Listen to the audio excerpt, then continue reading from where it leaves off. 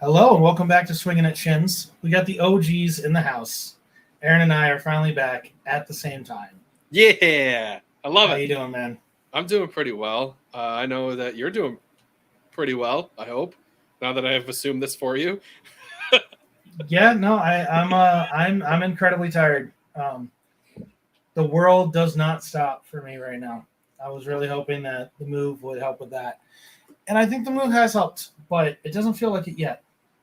You're moving parts and pieces, so it's like it's always going to be busy until it's not busy. Yeah, new job's kind of kicking my butt too. That's true too. But you know what? You're a right person for that job, so don't let anybody listening tell you otherwise. Yeah, well, let's see who listens. First of all, I want to get your general reaction to this. Hit me. Look at this. I love it. It is here. It is in. It is gorgeous. That is the sexiest thing. I might have to buy me. Well, next round, not because they're obviously already purchased. So That is true. We might have to do Brew's banana versions. that We might come up with our own aways this year because Arsenal away is still not good. oh, that's true. Nobody's away kit is good this year. I think there's like 3. I don't even know if there's 3 I think there's 3 in the Prem. In I the don't Prem. know if there's 3. I think there's 3 in the Prem. You notice I what they think there's did too? It was like a lot of away kits are patterned this year. Like almost 80% of them are patterned. Yeah, Or they have like a faint undertone of patterning. I don't know. on the topic of kits and away kits, I would like to thank Manchester United because theirs is definitely worse. It's not as loud, but it's definitely worse. I suppose it's subtle worse. It doesn't hit you right up in the you face. hate it. Yeah. Like Arsenal's is like, oh my god, that's awful. And then the more you're like, all right, it wasn't as bad as I initially thought. It's still not good. It's not good. I'm not buying one. I'm not having it. You're like, all right, I can see what they're going for. With United's, it's like Adidas has 3 stripes, or 5, or 3, or it's green, but also it's black, but also the whole thing's weird. I don't like it. It's like they went for 90s, but like the worst part of the 90s. Like Yeah, 80s there's transitioning into the 90s. And it could be. Arsenal's getting a lot of run out of their 90s kits. Yeah. But they had like the fun, cool retros 90s kits. And I'm not saying that United didn't, but I'm saying like it's the retro that came back. There's always the retro that came back. Like everyone talks about the 80s. Oh, I love 80s style. No, you do not love wood paneling and McDonald's ashtrays. All right. You like your cherry picking style from the 80s. No, you like the fact that you didn't have that many responsibilities from the 80s. That's if you true. happen to also live miss in your that childhood. Yeah. So, anyway, we're not here to talk about childhood or style, really. Yeah. We haven't done our actual kit, our kit yet, and our kit episode Rankings. I don't know when we're gonna do that. Thank you. Couldn't think of the word rankings because Woodsy's got to be there for that. And Of course. he's a busy boy. Very. So, but let's talk about match week 1. The Prem is back. Teams have played. You are a lot more excited than I thought you were going to be for this. I have blocked out some part of memory. All the bad's gone. Got it. Yes. It's a good way to be. It's a very good way to be. All right. Let me run over scores for you real quick, just so that we have it. I have not had it up because I was busy. Started off with Man City handling Burnley 3-0. I think Holland scored in the 5th minute, and after that, it was all over. He ended up with a brace. Nothing too surprising here. There was times when I was kind of impressed by Burnley. From a, like, oh, okay, you're not scared, but not in a, oh, okay, They're you're an going to be attacking dangerous threat. kind of way. Yeah. That was a bit tough for them. Arsenal handled a decent Nottingham Forest side. Arsenal definitely let them get back into it. I'm just going to blame the whole turnstile issue on that. Nothing else happened. Bournemouth and West Ham drew 1-1. Brighton Hove walked all over Luton Town 4-1. Fulham gets the 1-0 win at Goodison Park. Palace gets a 1-0 win away at Sheffield. Newcastle United slapped a team from the Midlands that we won't talk about I'm anymore. sorry, I can't 5-1. hear you. My mic turned down. I don't know what you said. That was not good. Brentford and Spurs 2-2 draw in the first London derby of the year. Chelsea and Liverpool 1-1 draw. Everyone's going to complain about that. I say I'm happy that we had goals. It had been 4 straight goalless draws leading into that match. At least we got them. Yeah. And United defeated Wolves 1-0 in an atrocious match that should probably not have been played. I actually just decided to skip that one. I watched everybody else and I skipped that one. United were trash for 75 minutes, had a goal, and then were trash for another 15 minutes. Let's just turn it on for 30 seconds and then that's it. They really weren't good. Onana really should have given away a pen. I mean, we are already match week 1. We already have our big referee. What the hell were you thinking? Moment. Let's see. That's kind of understandable though. Think of they're getting into the flow of things too, just as much as the players are. Yeah, I know, right? It's been like 3 days. It's been like 3 days. Who needs to get into the flow of things? Oh, sorry. Baseball players are weird and hibernate over the winter, so they have to have a month-long preseason. I totally get it. Football players play for 4 weeks out of the year. American football players, I get it. No one's had a freaking off day. No. Okay, I see where you're going with this. For anyone in the European football, no one's had an off day. I don't Also, that's the kind of foul that this person who has only watched rugby their entire life sees that and goes, he can't do that, can he? No. The answer is no. Oh, wait, no, yes, he can. Forgot he plays for United now. Yeah. I'm not saying that's what happened, but man, that was bad. That's what the thought. Those refs didn't get picked for match week 2. Nope. No. So they have that going for them. Yeah, I don't know how much to read in that yet. I don't know what the kind of. I'm not saying they'll get suspended or anything. I'm just saying there's 10 matches every match week, and I can name 4 referees, which means that I'm missing at least half. True. And that's assuming there's only 1 referee per match. There's 4. I was gonna say there, and then the VAR guy. Yeah. So it's really now 5. technically, a guy who does a Friday match could do a. No, you're right. There are 5. And technically, someone who does a Friday match could do a Saturday or Sunday or Monday match. So, but my point remains, I don't know how much turnover there is anyway. Speaking of turnover, though, unfortunately, from our standpoint, because we don't need to start off the episode with Chelsea spending just yet. No. But injuries seem to be the talk of the town because KDB is gone. And how long is he supposed to be out for? 3 months. They're debating whether they want to do surgery or not. That was the same hamstring that he tore in the Champions League final too. So he was just maybe they worked him back too quickly.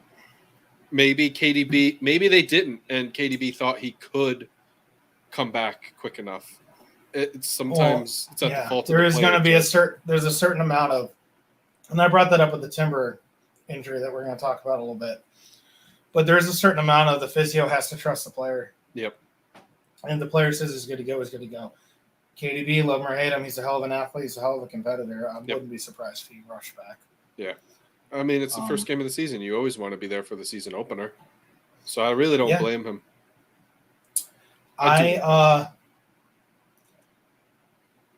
You bring up, do they go outside to replace him? Do they not? I don't know if they worry too much about replacing him. Not because he can't be replaced. But if it happened in January, I think they have to find a loan. But it happens in August. He'll be back. Do you see a United team without KDB still getting through the group stage of the UCLs? I mean, I know you meant City, but City. No, they're going to get through there. Okay, do you see them still winning most of their matches in the Premier League, if not all of them? Most likely. Even without KDB. It's like they're not – if they were looking at, hey, we're going to have to make a run through Real and Newcastle and Napoli or whatever in the Champions League if we don't have another shot, I can see them replacing. Right now, I don't know. I don't know if it's worth it. I think maybe they have I was going to say no, and if they do, it's probably Paquetá at West Ham. I think he's actually a really good player. Who they were going for anyway, so a lot of Yeah. people might see him as a replacement, but they were already kind of going for him. Right. And if they're already going to go for him anyway, but that's the depth that Pep likes to build, so it makes sense. For me, we use the word replacement, and it's so disingenuous because you can't replace him. I know that's replacement I didn't have a better word other than replacement because there's not. He's That's not the word on the that field. gets used. Yeah, that's the word that gets not on used. the field. So I don't know. I don't know what else to say.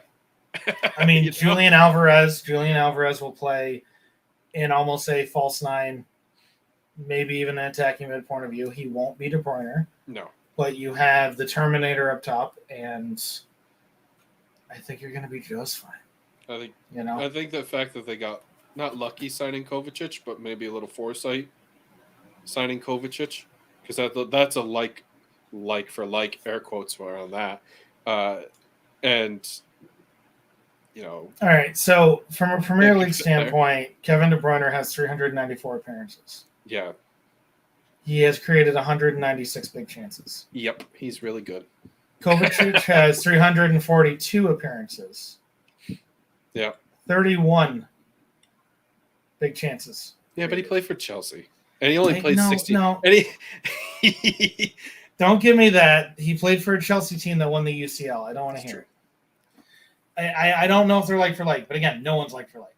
No. It's City, they're going to be fine. Onto a team that I still think is going to be fine, but also injuries, so who knows, is Jurrien Timber, who was my favorite signing of the season for Arsenal. Has an ACL. I don't know if it is a rupture or what have you, but it's looking like at least 6 to 8 months. That's a bummer. Probably out for the season. I also liked that signing for them. It was the next step kind of signing. That's how it was an important signing in that manner that everybody is getting one step upgraded. And I felt that Timber was the one step upgrade. Talk about a guy who could play anywhere. Though. For real, like from defensive mid back, he could probably be in goal. He was just one of those guys, and that is going to be a big blow. So my question to you is, do you think Arsenal still has enough depth? I don't know what their youth system looks like, so I can't. That's how I would base it off of, is if they can. Well, our best center back was Trusty, and he has gone to Forest, Luton Town, one of those. I can't remember off the top of my head. Do I think they have enough depth? Is everybody back healthy from injury? Pretty much. Saliba's not 100%. Zinchenko's back. Big Gabby's here. Saliba's here. Ben White's here. Tomiyasu's here. Thomas Partey's been playing a lot in the right back. I noticed that too, which I think they're probably going to float him as an inverted winger like a lot of other clubs have been doing lately. I honestly think they'll be okay. As long as they don't decide to sell anybody else. They could go out and look to get a loan, but it would have to be a loan where they don't pay any salary whatsoever, or have to pay for them to be loaned in, something like that. But as long as everybody, again, stays healthy, they had a good season last year with the players that they had. And now you're moving Partey to a right back position or an inverted winger right back, kind of 3-back style. So I think they'll be okay as far as them sitting with the squad that they have. There's no emergency to replace Timber is what I'm trying to say. Yeah, and I think any chance of Tierney leaving is now gone. Oh, for sure. I think Tierney is. He's probably looking at this like, as terrible as this is, he's like, yes, I have playing time now. Yep, and that could very well be what it is, because here's my issue. I love Zinchenko. I don't see how he stays healthy all year. He never does. No, correct. Now I said that about Haaland last year. True. And he pretty much stayed healthy all year. He had that one little blip in January or something like that. You're going to lose some games somewhere. Very few guys start 38 out of 38. And then also play in the UCL. And but he for Dortmund and Leipzig before then, or Salzburg, whichever one Salzburg. He had missed decent amount of times every season, and he did not miss that last season. So there's always a chance. Yeah. There's always, but for me, it's very hard to not start looking at it as, well, all right, so now Zinchenko's gone and Timber's gone, so now Tierney's the left back, and if Tierney goes down, because he also has an injury history, so now it's Tommy on the left. But Kivior could really step up. I mean, he looked a little bit green. He looked a lot better in preseason. Arsenal looked like world beaters in preseason, so that's 2 years in a row now. I don't know how much you can trust that. We'll see. Let's see. I know you don't want to talk about it, but we got to talk about it anyway. I mean, look. Newcastle for real? It's hard to not say that they aren't. What I'm saying is, yes, I think they're for real. I think I was more than okay with the predictions that we came out and putting them in fourth. And if they happen to go higher than that, then I could totally see that happening too, because they're signing quality players that fit Eddie Howe's system. I mean, they went out and they signed Harvey Barnes. Isak's looking like a genius play from last season signing. Colin Wilson will still score you goals. Who else did they bag this winter? Summer, technically. I don't know why I said winter. Man, they signed somebody else. Anyway, they're building for success right now, and they're looking obviously threatening right now. Like, I understand Villa did not play well that game. The guy you're missing, who's a big guy, is Tonali, and he looked really good too. Just they're a better squad than they were 2 seasons ago. They're a better squad than they were last season, and they finished fourth. The only reason why I'm still comfortable leaving them in fourth is I think Arsenal, City, and Liverpool have all strengthened too much. And I think that Newcastle just doesn't have the depth quite yet. I could agree. I also want to see Isak do it for more than 2 match weeks in a row. Fair enough. Now, if he starts to do that, yeah, we're in trouble. Yeah, he looks real good. Also, I'm not sold on Gordon, and I'm not sold on Harvey Barnes. I always liked those two. I'm leaning off of Gordon more because I just can't stand his attitude anymore. Like, I think his talent is there, but his attitude just brings down the party for me. So I could care less about him. But Barnes, he plays like that floating, inside forward style. Yeah. Where he and can cut in on his. Very wrong. I think he's just got to get over. There has been injury issues, not issues, just knocks, I suppose is probably the better word for him.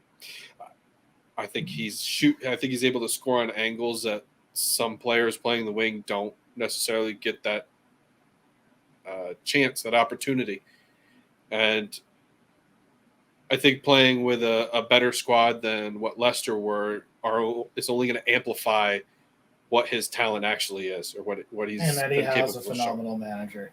Yeah, he is. No, for real. No, I could see this team being very good. I could. I just, for me, it's there's a couple players that if you get them to go cold, I can see the whole team start to fall apart. Mm-hmm. That being said, if you tell me Newcastle are the 2024, 25, or 2025, 26 Premier League champions, I'm not surprised. Because the trajectory that they're on is amazing. It's a rocket right now. They're to the moon. And everything that they seem to do, like Isak at times looked like a miss last year. Yeah. But everything they seem to do, including Isak now, again, 1 match week, so we might as well call this the overreactions match week. But 1 match week, he looks good. That being said, between Digne, Mings, Konza, and Cash, that back four looked like trash. They look. They didn't wake up. They're like, hey, we have the turnstiles at Arsenal at Emirates Stadium did a better job of defending than those guys did. For real though, it was. They were still revelating in their preseason where they didn't lose a single match. It was one of those like, oh crap, it's the first match week. and Yeah. we need to wake up. Now, Mings didn't actually get to play the whole time. He did tear his ACL. Oh yeah, there is that too. So- Sorry, I totally forgot. Add him to the list of. Torn ACLs. Yeah, that's a thing now. Like, Or just again. big injuries. Big injuries. Just Mings, Kevin De Bruyne, and Jurrien Timber all going down in the same week. Mm-hmm. Match week 1 or not. That is. I mean, I wouldn't. KDB's like the marquee guy of the Prem. I know everyone's going to say it's Holland. Kevin No, De Bruyne was the best player in the Premier League, Yeah, for sure. and now he's gone. Yep. Timber wasn't a marquee Arsenal guy, but he was very important. And Mings, I know everyone's going to say McGinn, and I don't disagree with him. But Mings is like the guy. When I think Yeah. Villa, I think Mings, and I'm very. Mings is like the. A lot of fans are hot and cold on him. I've been hot and cold on him. I've been very forward about that. And I think he is a leader of that defensive unit, and he's going to be sorely missed. But- Mings reminds me a lot of. Oh God, I just fell out of my head. So I won't give you the name, but I'll just describe the player. The type of guy his heart is there, and he will get people to play up, Mhm.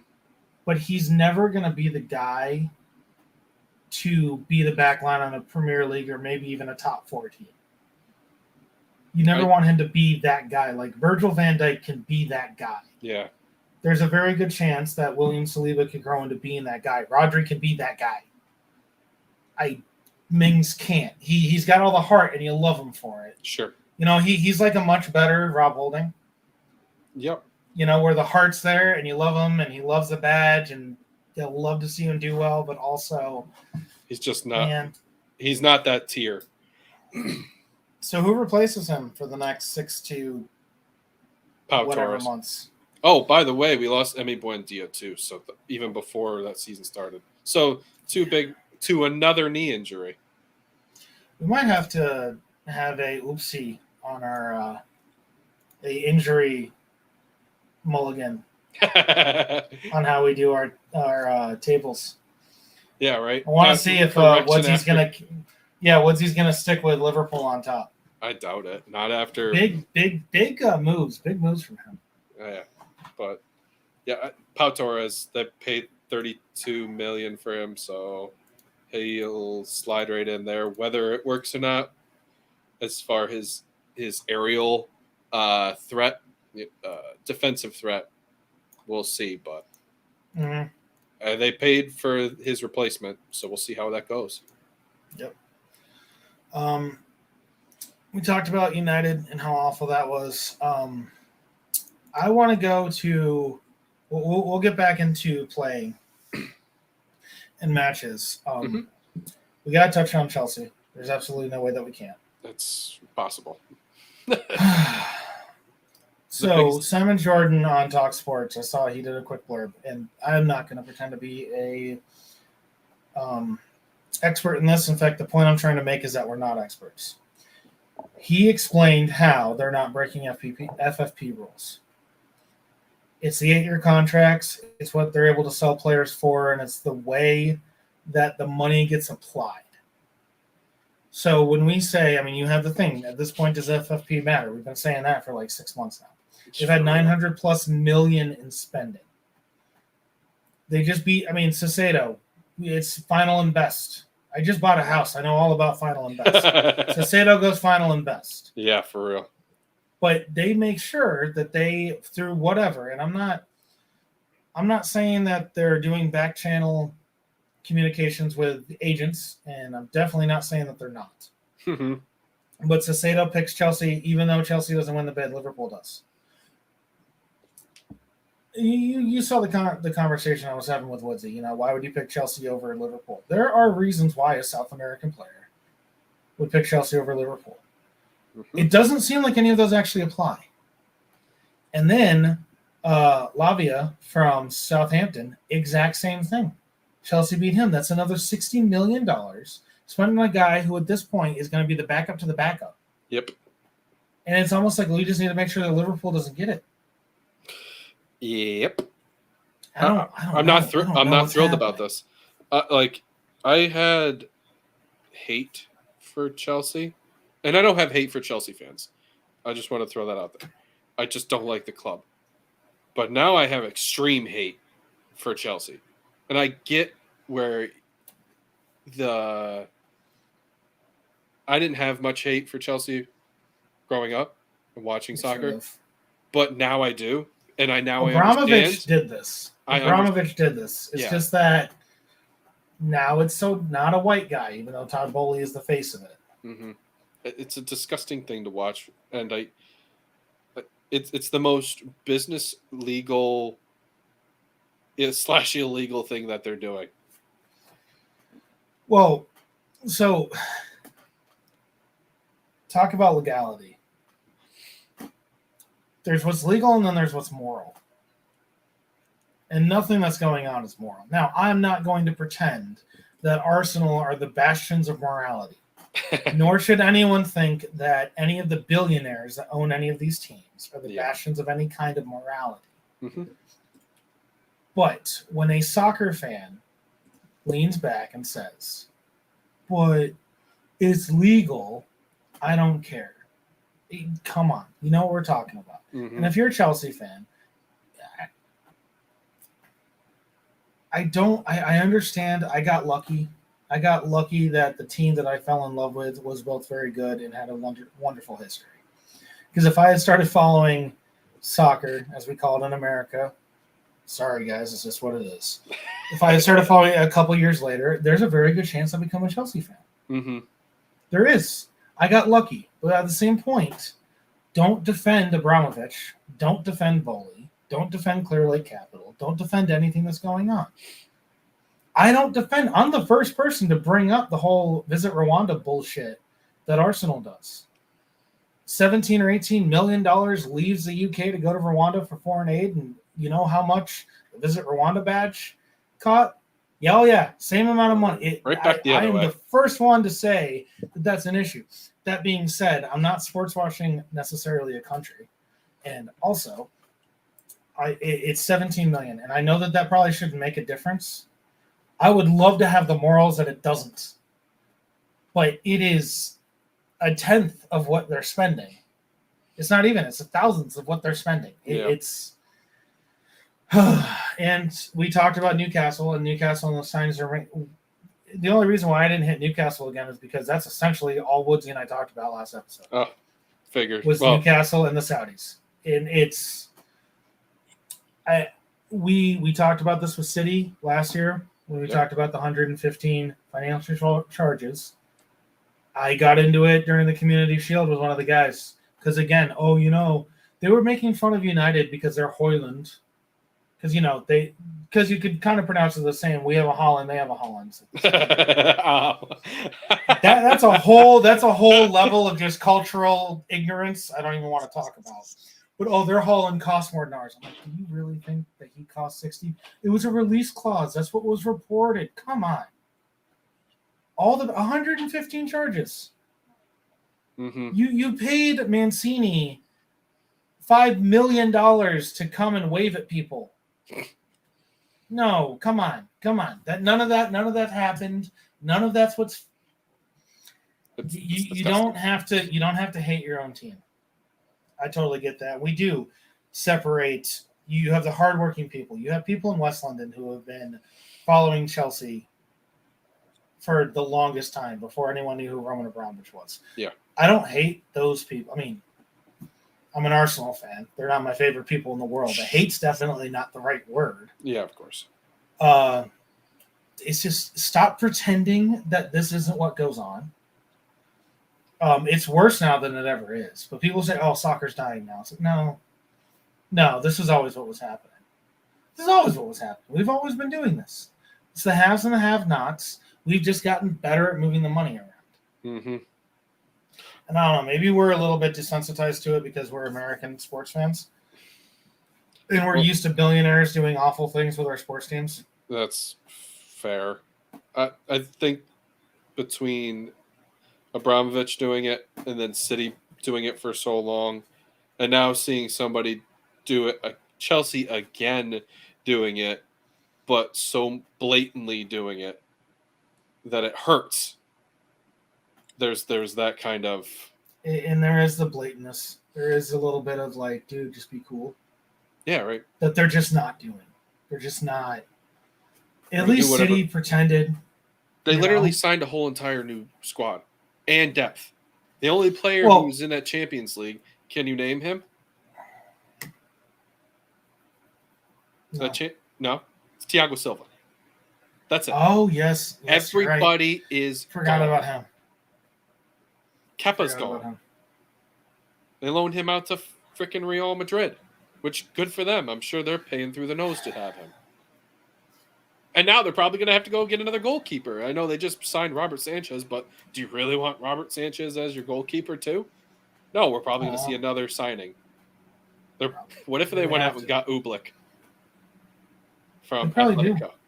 They probably do. Sign him for, I don't know, 50, 60. Hey, everyone's leaving PSG. Go get Donnarumma. That's true. No, everyone's that's not true. Hold on. Everybody who isn't friends with Mbappe is leaving. Do you think that's what happened?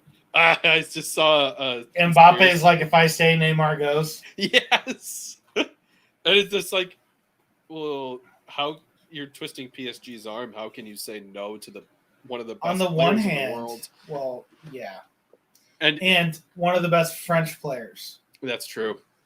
Mbappe will always be worth more to PSG. Yeah. Than Messi or Neymar ever would. It doesn't matter about who's the best. If you're going to sports wash, you damn well better have a French player. Mm-hmm. No, it's true. I let's talk about something that makes me happy. Yay! I get to quasi like Harry Kane now. Yeah, it's nice. He's finally. I mean, what if he Kane because he was on Spurs? Is are the pots picked yet? Group stages yet? No. I don't think so. So what if Bayern ends up being in the same groups as Arsenal? Now you have to hate him again. But I think that's okay. I still don't love Bayern, but at least when he goes and wins the Bundesliga, I can be happy that he wins a trophy and rub it in all the Spurs fans' faces. Anyway, continue back to what you were saying. Sorry. I think this was the right move from Spurs. I think that no one should expect any kind of reinvestment this year. It's not going to happen. I think it's too late. I think Ange did a decent job against Brentford. They are in the inverted fullback era. Yes. I am curious, Quasi Kane. How do you feel about him? How do you feel about Ange? Do you think he's going to do it? Do you think he is the savior? I think that his playing style, he needs his players, is what I'm trying to say. I think everyone always needs their players. I get it. It's not what I mean, I guess. I mean, it is what I kind of mean, but not really. I think he needs more time to put his style on to the players that he currently has and get players that he needs to fit his playing style. I think there's a hodgepodge of players on that squad that have had too many head coaches and too many play styles.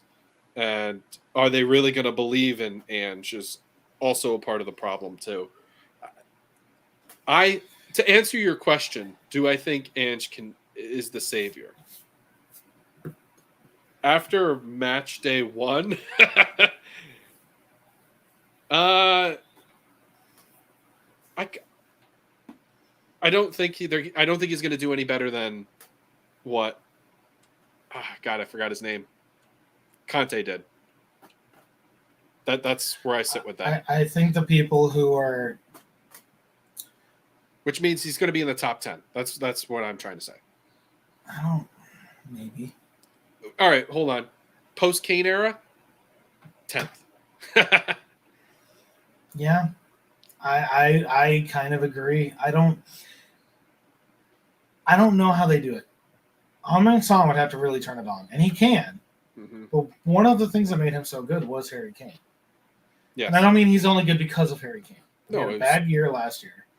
And you're made better by the teams around you. We've already made that point. I don't know how he when I look at Andrew's credentials, they're impressive. Yes, of course. But I don't think winning what I used last year, and I kind of wanted to say this to you because I thought you'd get a kick out of it. What I used last week was I don't care what you did in the Scottish Premier League. I don't care if you won back-to-back times with Celtic. Steven Gerrard won with Rangers, so none of this matters. Can confirm. And it's kind of that. And you look at it, you have Eddie Howe, you have Jurgen Klopp, you have Pep Guardiola, you have Mikel Arteta. Mm-hmm. You have Pochettino is back. Yes, you do. I'm very excited to see how good Pochettino actually is. Especially with that young He is squad. doing the Jose Mourinho thing where he only manages teams I despise. Yeah, but that's I true. am very I'm very interested to see how good he is. I'm excited to see it. It's gonna be fun. Sure. Especially because I don't know how he's gonna do this. Chelsea have spent like $400 million on midfielders in the past 6 months. Where did Enzo and Fernandez and Moises Caicedo and Romeo Lavia all play? Hold on. Well, you can continue talking. I'm looking up that. I don't know how all that's going to work. And then when you look at the quality of right now, Thomas Frank's credentials, I think, are better than Ange Postecoglou's. And that's not a dig at Thomas Frank. Thomas Frank has done very, very good with a very small team. Look at De Zerbi. Graham Potter got ran out of the Premier League. I think people are underestimating how hard it is to succeed in this league. Look at how good of a manager Mikel Arteta is, and look at what he did his first couple of years at Arsenal. He was going to get run out of that in the first Pep Guardiola finished third his first year in the Prem. Third. Yeah. It's the only time he's finished less than second. This is incredible. And that was with Man City and oil money. This is an incredibly hard league to win all the time. Yep. It's very demanding. I think that if Spurs finish in the top half of the table, they need to be happy. Yeah. Especially losing Kane when they did. They have no director of football. That's true. I totally forgot about that.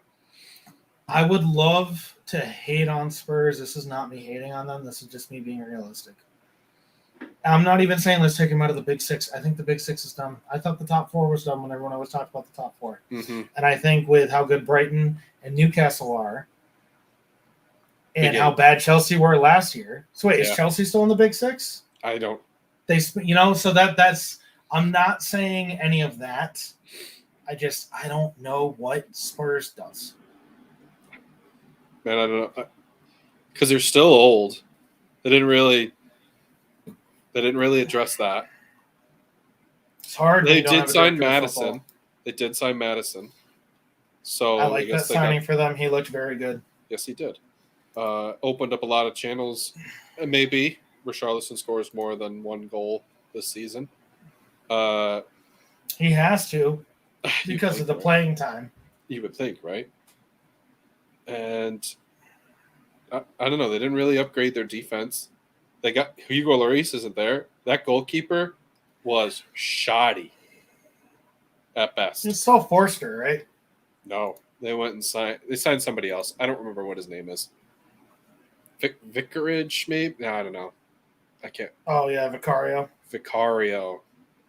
Yeah, Forster and Lloris and Whiteman are all injured. Yes.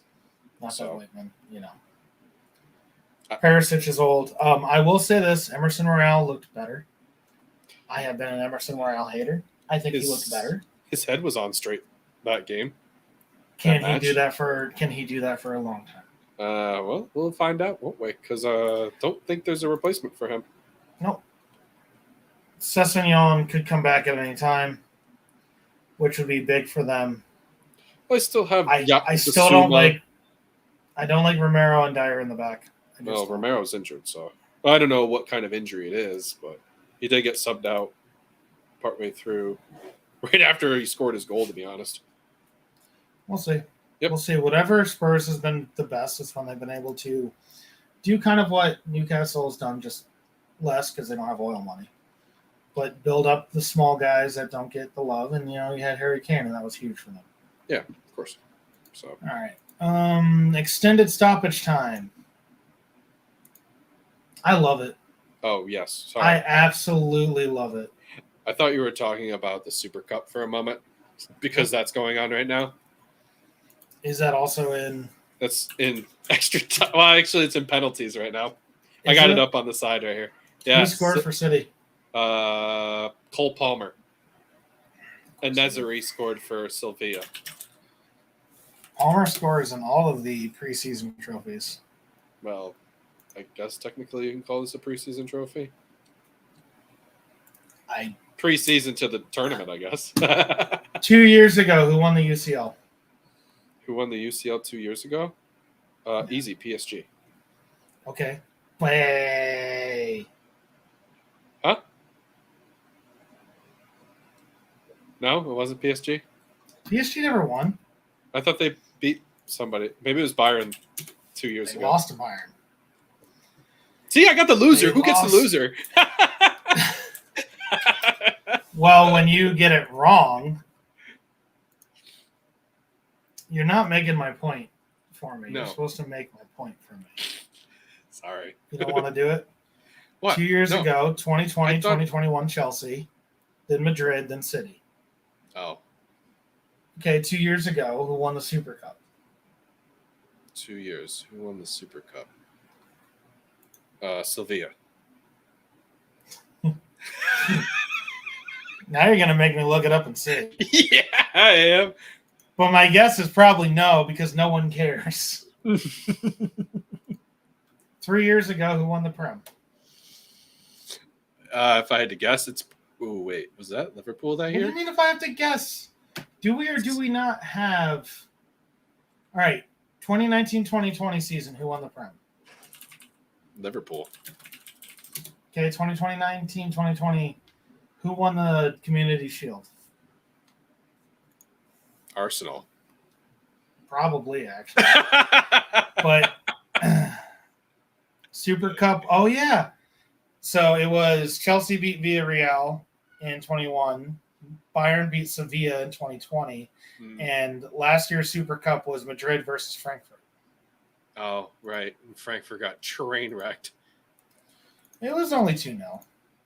Yeah, well, it felt like a train It wreck. was a train wreck though. Holy God. Oh, that was Juventus. So you want to hear the stats on this one right now? Total Sure. shots, 23 for City, 8 for Sevilla.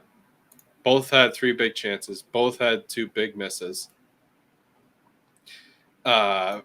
Possession was 74% City. Sevilla, 26%. And you can do the math, but I'll do it for you because it's in front of my face.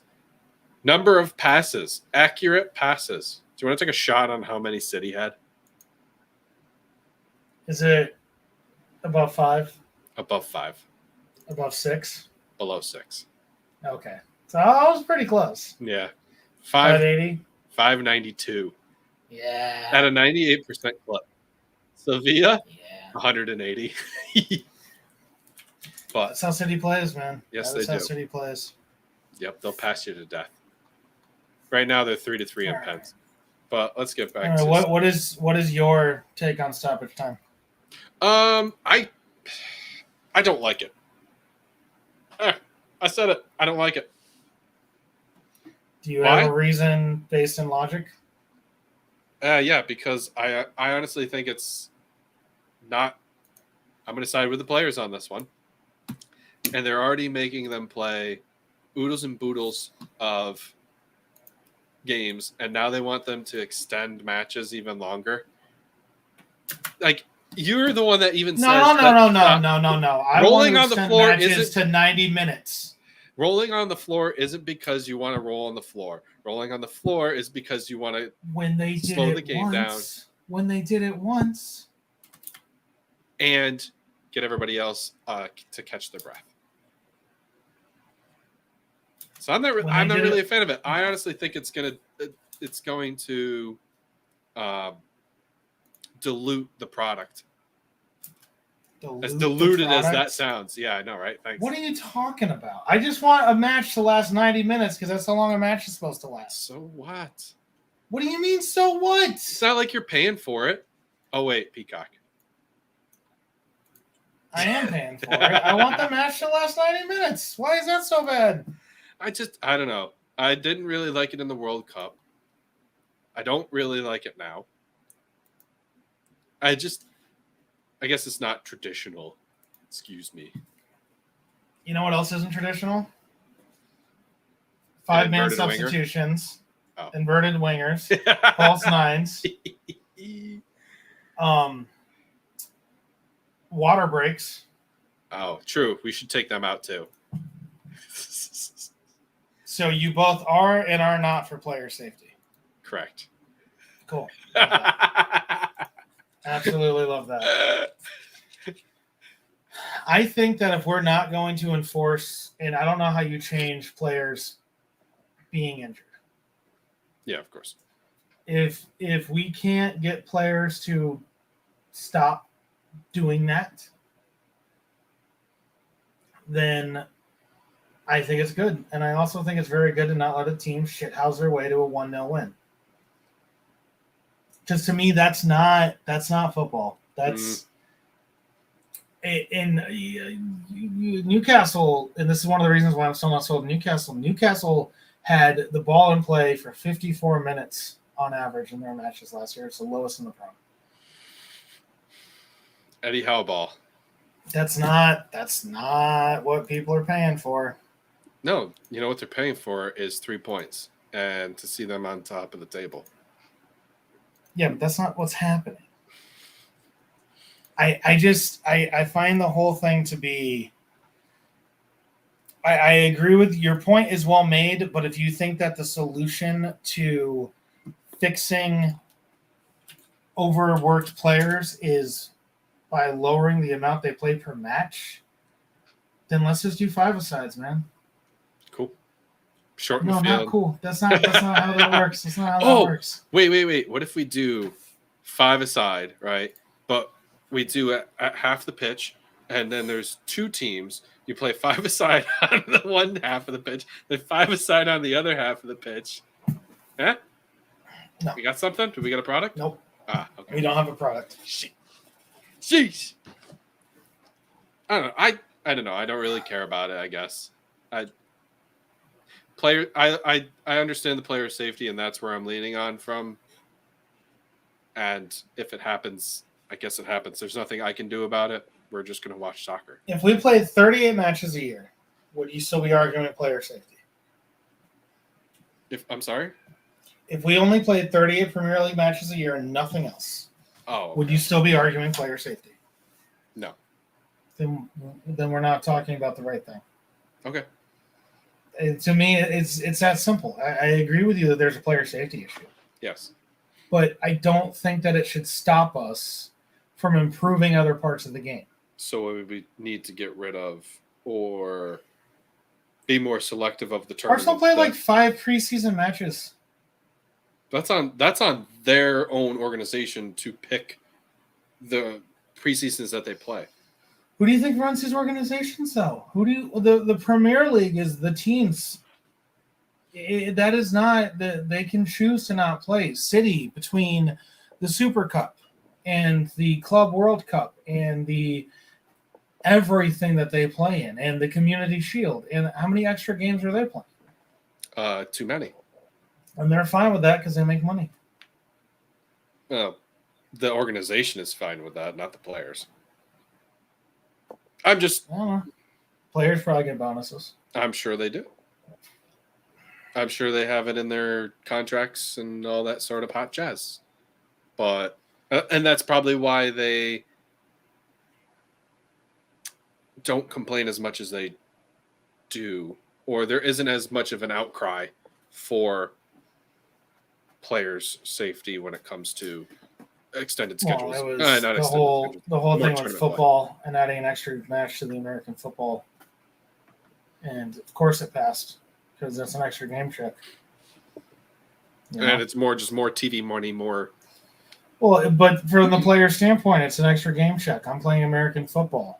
I'll be lucky if I get 5 seasons. Well, okay, but that's not. So every extra match I play is more money for me. That's how it works. Is it? Because it's also a weekly wage, though. You get game checks. You get paid. But you get per appearance checks and. Okay, I see where that's coming from now. I find the argument for player safety when it comes to extra stoppage to be crazy to me, because that's not what causes player injuries. What causes player injuries is they play 3 times a week. Not because we added an extra 3 minutes onto the end of a match, or 5 minutes, or 10 minutes. So It's the extra 90 minutes that they play extra every week that they shouldn't. So I'm deluded. I don't know if anyone's actually deluded. Fair enough. Delusional, maybe. Well, I can agree with that one. I think most people could.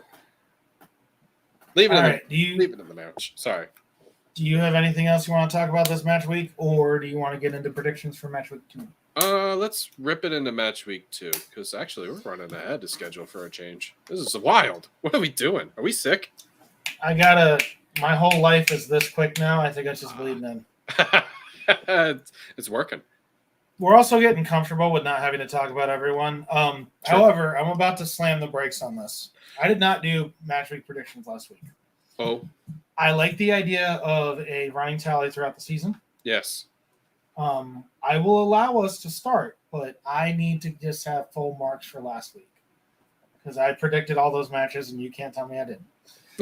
But anyway, I think starting from match week 2, this is what I want to propose. Okay. If you get the right result, that's 1 point. Okay.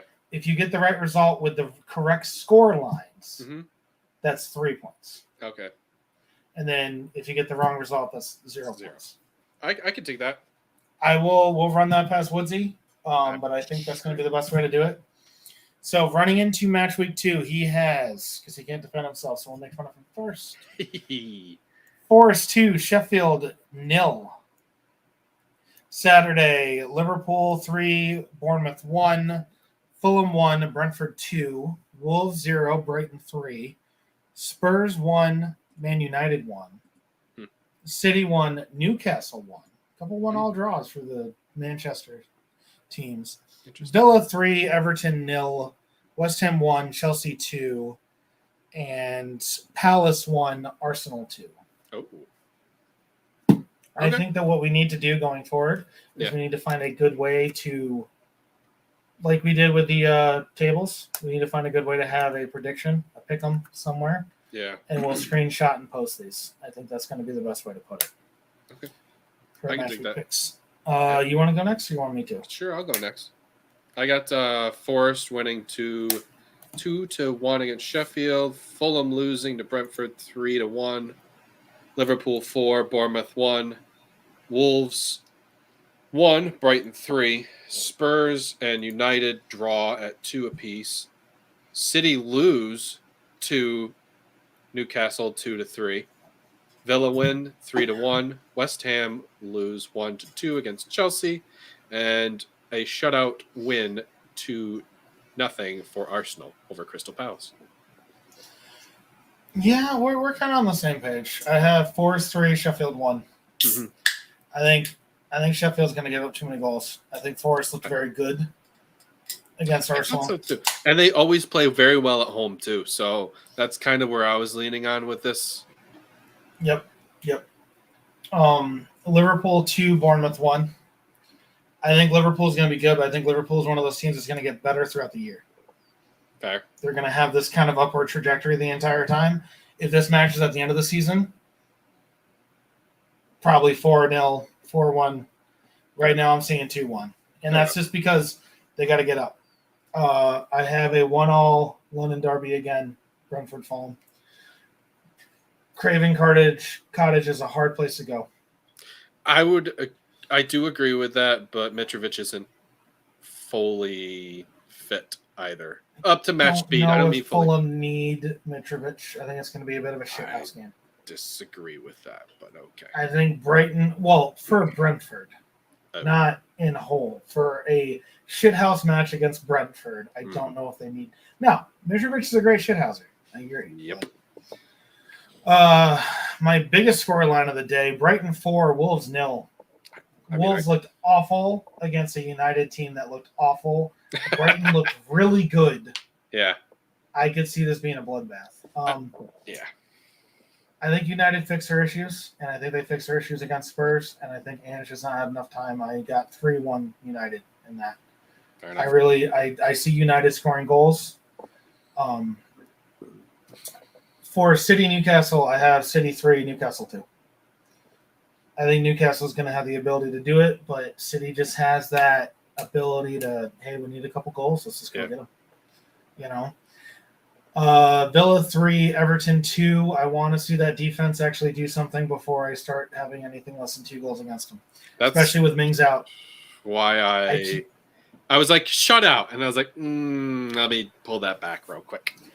I think that Villa is going to be a good team. I think that Villa needs to get reset. They've had a couple really bad injuries. Yep. And I think they need to be reset. I agree. I have a 2-2 London derby again. And everyone's throwing in my London derbies this weekend. We have London derbies all the time now. West Ham looked a little feisty for me. And I still don't know if Chelsea is going to be good enough. I preface this by saying, if Chelsea win 4-0, I am not surprised. For real, though. But they still got to show me that. They got to show me that the parts are going to work together. Yep. Before I start to believe it. Once they do, yeah. Fair enough. That Chelsea team is going to be built for either success or flop with the youth that they are bringing in. And it's a lot of high-quality wonder kids. So something has to click. Or nothing. And then away at Palace, I have Arsenal 3, Palace 0. I think our defense handles Palace, especially with no Zaha and no Elise very well. Yeah. And I think that Palace right now is going to be a very good get-right game for the likes of Havertz. Mm-hmm. Eddie and Martinelli looked very good. Havertz looked good. He just couldn't kick it at anything other than the goalkeeper. Saka looked very good. Odegaard's going to find his shots. I could see 3 goals very easily for Arsenal. I think that's where we're at with that. Do you think Odegaard's going to take a step back in the goal department? Potentially, but yeah. I would have said yes if Jesus was healthy and starting up top all the time. But now that he's not, I don't know, because Odie got a lot of goals when Eddie came in. Yep. And he had those goals very quickly, and it was nice. But I think he still ended up with like 4 or 5 goals in the Prem last year, even when Jesus was out. And I think you're going to see a lot of goals off the wings. Also, if Trossard starts that game, it's 4-0. Fair enough. I'm okay with Trossard not starting, but he's got to come in the 60th minute, not the 75th. We've talked about that before too. I think Arteta still needs to be a little bit better with his substitutions, but just earlier. Yeah, he always makes the right subs 10 minutes after I want him to. Yeah. I agree. So whatever that's for. Let's go into true false. Hell yeah. I haven't done one of these in a while. I got some wild ones too. All right, hit me. Okay. Harry Kane was the problem at Spurs. True or false? False. 100% false. 1,000%. It's too early to tell right now, personally. No. 1,000% false. And even if Ange turns this team around, they still would have been better with Harry Kane. Oh, I agree. I just think mentally, like, where was I going with this? I think the mentality thing that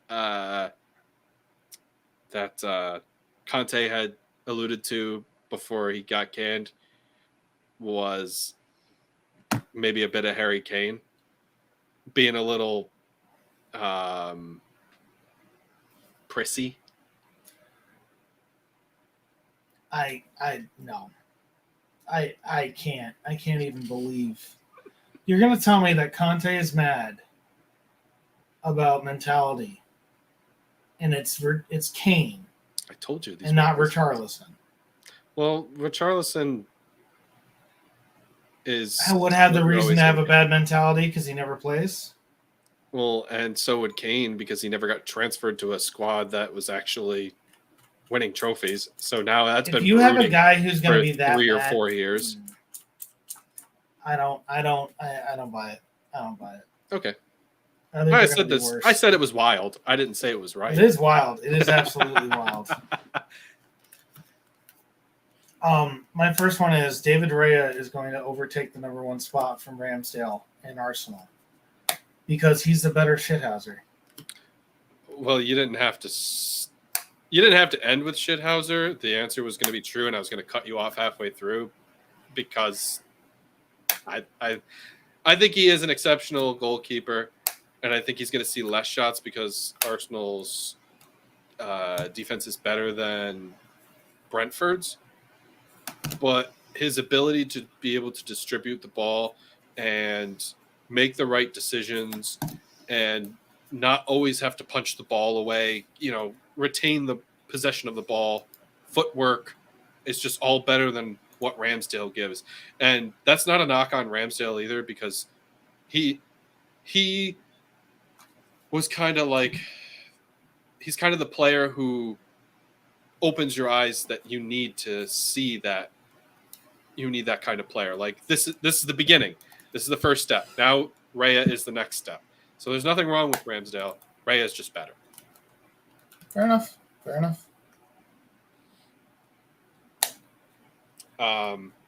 This is another wild one. True or false? Klopp has been an undesirable manager for players to play for. True. Because everybody's leaving. Like all of the prolific players, and I understand that they were old too, and I think just something is brewing there, and it doesn't seem healthy. Well, so here's the biggest difference for me from Pep to Klopp. Neither one of them has stayed for teams for very long. Both of them have stayed for the Premier League team longer than anyone else, potentially. I don't know how long Pep was with Barcelona, but he's been with City for a long time. That's what I was going to say. And Jurgen's definitely been here for longer than anyone else because he broke his 7-year curse. Kind of. The biggest difference I see is Pep knows how to get rid of players. That's true. And Jurgen doesn't. That's also so when you say so-and-so is an undesirable coach to play for, if you don't have people who don't like to work for you, and I say this as someone who's been in a supervisor position for all of a month now, so obviously, guys, I'm an expert. You can try to explain to someone why you're doing what you're doing, but when you talk about Pep and Klopp or Ancelotti or Zidane or Conte or Jose Mourinho or any of these players, do you think that there are players out there who don't like playing for Jose Mourinho? We can name some of them. Sure. Has Jose Mourinho won pretty much everything there is to win? Just about. Damn right. I mean, he's actually won more than some people. I mean, Pep doesn't have a European Conference League. That's true. That's probably fine for Pep because he has another UCL. But I mean, Mourinho's literally won everything you can win in Europe, pretty much. Yeah. If you're at the pinnacle of a mountain and you don't have people who don't like to work for you, you're not going to stay up there. It's that simple. If you try to make everyone happy. So I'm going to rephrase your question and say, is the problem at Liverpool that there are guys who don't like to play for Pep? And the answer is kind of. Mm-hmm. The problem is, problem at Liverpool, people who don't like to play for Klopp. And the answer is kind of. And the reason is just the difference in the two managers is Pep knows how to get rid of players who don't want to play for him or win them back to his side. And Klopp plays heavy metal football. Yep. And that is just grating. It is grating. I am a huge Patriots fan. It should be the Bill Belichick trophy. How many players have gone out and said Bill was a piece of shit and I never want to work for him again and blah, blah. Yeah, I bet he is. I don't know if I ever want him to be my boss. But he's got 6 Lombardi trophies and he wins all the time. Mm-hmm. So Darrell Revis can run his mouth all he wants. He got a trophy because he played for us. It's that kind of – it is that kind of emotion. And you see that happen with coaches all the time. Pete Carroll and Russell Wilson had a huge falling out. They were like one of the best teams that the NFL has ever seen for 2 years. Mm-hmm. That's what it is. It is the ability to turn over, and it's the ability to win guys back. Pep can healthy scratch people like Walker and Gundogan and have these people always be able to perform. And to me, that's the difference between the two managers. If we talk tactics and other things, I think that it becomes this small. Pep always said Mikel Arteta was one of the best tacticians he's ever seen. The biggest problem that Mikel Arteta has, and it's gotten a ton better, but especially in the first couple seasons, was man management. He's gotten better at it. Yeah. But for 2 straight years now, even though he's better at it, Arsenal has fallen off at the end of the season. Mm-hmm. Pep teams don't do that. We will out-tactic you. We've had incredibly inferior teams, and there have been matches against City that we should have won that we have drawn or lost. Yeah. We will out-tactic you, but the management side of it, that's what Pep's so good for. And to me, yes, it is a very long-winded answer, but it's not just so much that Klopp has players who don't want to play for him. It's that Klopp doesn't know how to cycle those players. And Klopp kind of has the same problem that Pochettino had. Pochettino had his guys. He had Mora, and he had Kane, and he had Son, and he had Lloris, and he ran them into the ground. Yep. And he had no one else. And Klopp's better at it than Poch, but Pep, it's almost like the next man up mentality. There's that famous, we can't replace him. We can't replace him. But it's a joke because it's like, yes, you can. Yeah. And you do all the time. Except for Kevin De Bruyne. Can't replace him. No, and you might not be able to, but we kind of, what happened when Aguero went down? Everyone's like, oh my God, this is it. And they didn't have a true number 9, and then they kept winning. Yep. And then they went out and got the best number 9 in the world, and guess what? They won again. Yeah. Oh, Arsenal needs a number 9. Yeah, that was the difference. We scored enough goals last year. It was the mentality. Yep. City's mentality monsters. Oh man, I had something, and now I don't. It's gone. Sorry. Because I got all on the clock. No, it was good. It was a very good question. Because to me, it's a very big deal. Like last year, we kept talking about the burnout. You know who doesn't have burnout? City doesn't have burnout. City. Why? They have rotation. Yep. They have the rotation and the depth, and everyone plays. I don't think City this year is going to have that same depth, though. What I'm saying is the quality of depth this year is less than what previous City teams have had. Like, they really need Calvin Phillips to step up. They really need I've lost Kovacic to continue or step up more. They need another player that fell out of my head, and City won the Super Cup on pens. Yep, they won on pens. Phil Foden's going to have to pick it up. Just those type of players that they signed. Well, I know Foden isn't signed, but for those fringe players really need to pick it up. Yeah, everyone talks about Phil Foden and all the trophies he's won. He needs to actually play that way. Yeah. Well, all right, here's the last question of the night. Hip hip hooray. True, false? Yep. When Kevin De Bruyne comes back, City will be out of the top 2. Oh, whoa. I'm not saying they're going to be out by 10 points. No, you're just saying the that top 2 teams in the table will be 2 teams that do not start with Manchester and end with City. That was my reaction. It wasn't the fact that they would be like not even, a relevant team. I'm just City's not even going to finish top half of the table. True or false? False. Oh, right. That would be true. False.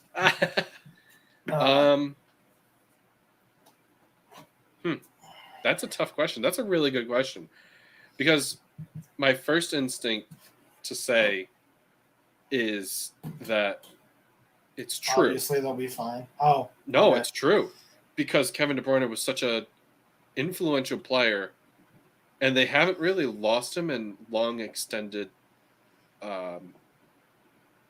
injury time like this. So it's like, and again, the quality of players that they currently have aren't the same. It's like Ilkay isn't there. So I would say Ilkay would be the guy who steps up and they'd be okay. But do I really believe in Kovacic? Do I really believe in Calvin Phillips? Could they move Grealish into that spot and then push somebody out, Phil Foden out wide? Maybe. Like, there's a lot I of don't know if Grealish interchanging is. parts. Grealish could play there. He could play there, pick up that role, but he won't play to that extent that Kevin De Bruyne played. Well, I think it's very obvious that they're going to play differently. But I also want to say they always false play because differently they're when they lose City. a big player. They always play differently when they lose a big name player. Sure. That's City's strength. This is more of a question that's not actually about City.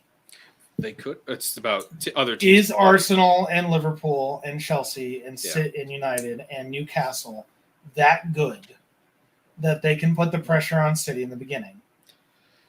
Especially with KDB being out for 3 months. Again, City will probably still be within 5 points, 8 points. And we know what they can do. At one point, Arsenal had a 10-point lead twice. Yeah. Now, 10-point lead with matches in hand. That's the other thing. Arsenal ball lead had a 10. We never had a true 10-point lead. It was always a match. Most of the time, we had a 3 to 5 point lead, and yeah, we lost those matches. We lost we drew a match against Southampton. We lost a horrible match against Brighton. I'm not saying that Arsenal didn't falter towards the end, but this 10-point narrative, I hate. We never actually had a 10-point lead. But I can fully see City being outside the top 2.